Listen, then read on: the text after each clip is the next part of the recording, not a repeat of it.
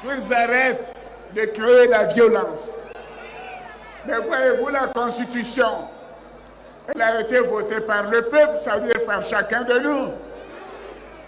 Mais le 31 octobre, mais allons-y aux élections.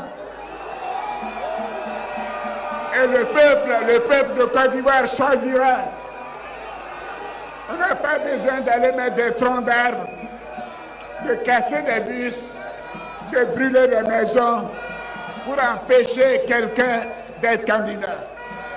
Vous savez pourquoi ils font ça? Ils ont peur. Ils ont peur.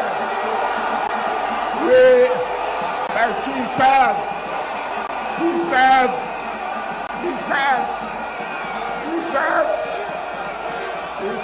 que ils ont peur.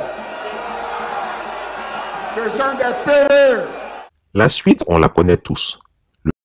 Nos institutions doivent être respectées. Si la CEDEAO, l'Union africaine et l'ONU respectent nos institutions, mais quand même, si nous, Ivoiriens, ne voulons pas respecter nos institutions, quelle image nous voulons donner du monde à l'extérieur, de la Côte d'Ivoire à l'extérieur? Donc, les institutions doivent être respectées. Leurs décisions doivent être respectées.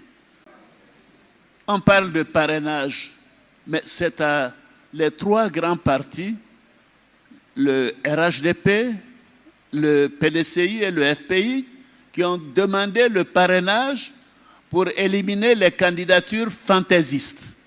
Donc tous ceux qui ont été éliminés sont des fantaisistes. Le gouvernement est dirigé par un Patrick Achi affaibli médicalement par des polypes intestinaux et éthiquement par sa haute corruption avérée dans le scandale des Pandora Papers. Les révélations tonitruantes du haut-parleur Kobena Adjumani confirment la gravité du malaise qui sévit au sein du Conseil des ministres où tout le monde se regarde désormais en chien de faïence. Remarquons également que contrairement à ce que demandait la Constitution, le pays n'avait pas de vice-président de la République jusqu'à tout récemment.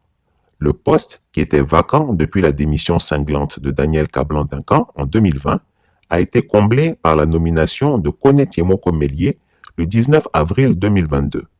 Ne vous laissez pas distraire par cette nomination. Alassane Ouattara n'a pas du tout renoncé à la dévolution monarchique du pouvoir au profit de son frère cadet, Téné Birahima Ouattara dit la Fiole, pour sa propre quiétude et la survie de son clan.